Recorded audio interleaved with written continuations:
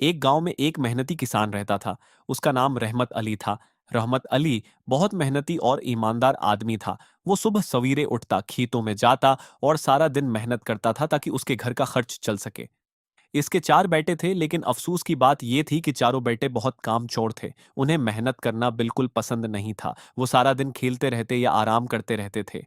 रहमत अली अक्सर अपने बेटों को समझाता था कि बेटो, मेहनत करने वाला ही ज़िंदगी में कामयाब होता है।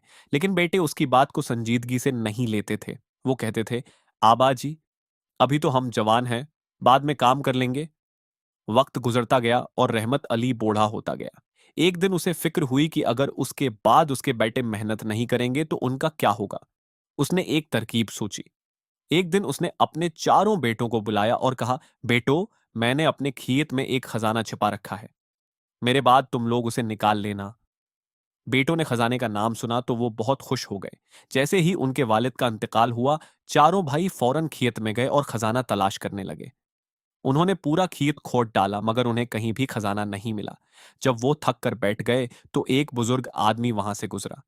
उसने पूछा, तुम लोग इतने परेशान क्यों हो? बेटों ने उसे सारी बात बताई। बुजुर्ग मुस्कुराया और बोला, तुम्हारे वालिद बहुत अक्लमंद थे। असल खजाना मेहनत है। तुमने पूरा खेत खोद दिया है, अब उसमें फसल बो दो। बेटों ने बुजुर्ग की बात मान ली और खेत में बीज बो दिए।